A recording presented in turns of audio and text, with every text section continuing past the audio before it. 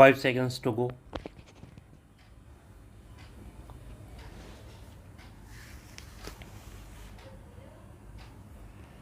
Start. It is submitted that in the present case, the designated committee comprised of the Joint Commissioner and the Commissioner who are officers associated with the offices of respondent numbers 3 and 4, that the designated officers continue to act as the designated committee under the scheme till the completion of the proceedings under the scheme.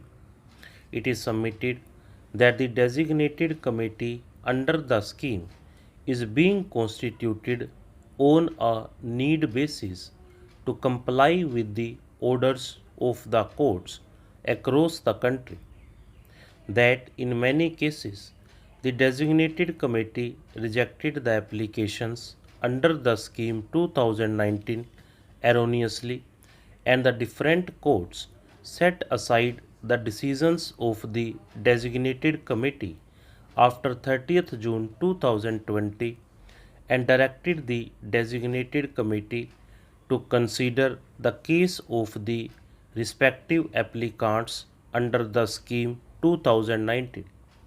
It is submitted that to reconsider the cases pursuant to the orders passed by the courts, the CBEC issued the instructions allowing for manual processing of declarations under the scheme by the respective designated committees. It is submitted that, therefore, even the respective designated committees carried out their functions under the scheme, however, by manual processing.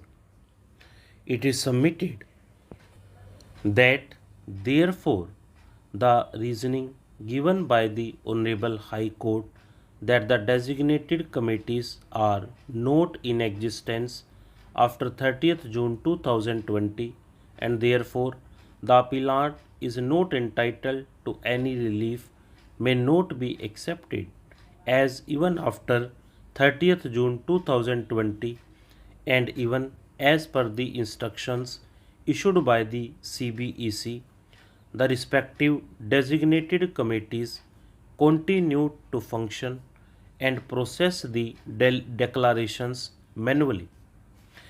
It is further submitted by learned counsel appearing on behalf of the appellant that in the instant case, the Honorable High Court has not properly appreciated the cause for which the appellant could not deposit the amount under the scheme 2019 on or before 30th June 2020.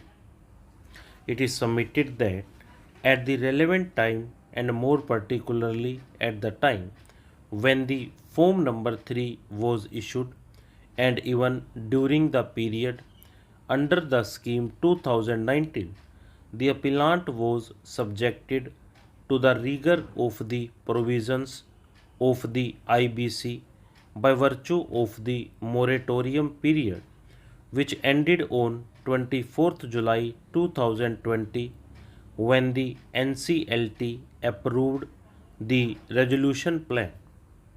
It is submitted that in the instant case, the appellant bona fidely could not deposit the settlement.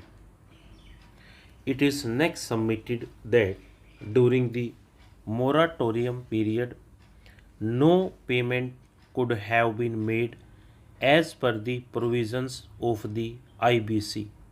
It is contended that if any payment would have been made during the moratorium period, the same would have been in breach of the provisions of the IBC. It is submitted that as per the resolution plan accepted during the insolvency proceedings, the resolution applicant was required to deposit all statutory dues within 6 months from the effective date into an escrow account. that as per the resolution plan, payment to escrow account shall be treated as effective payment to the relevant operational creditors. It is further contended that in this case, effective date is 24th July 2020, the date on which the resolution plan was approved by the NCLT.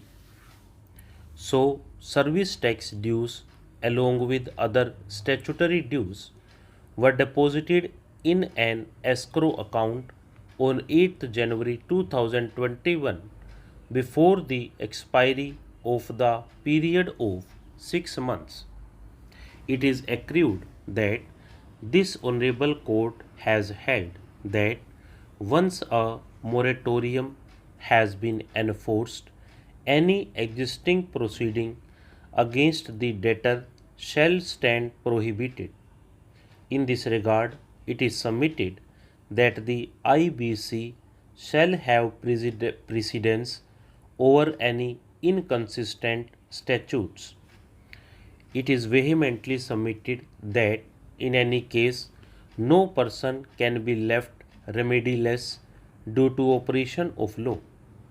That in the present case the moratorium period under the IBC was extended due to the COVID-19 pandemic and non-functioning of the NCLT.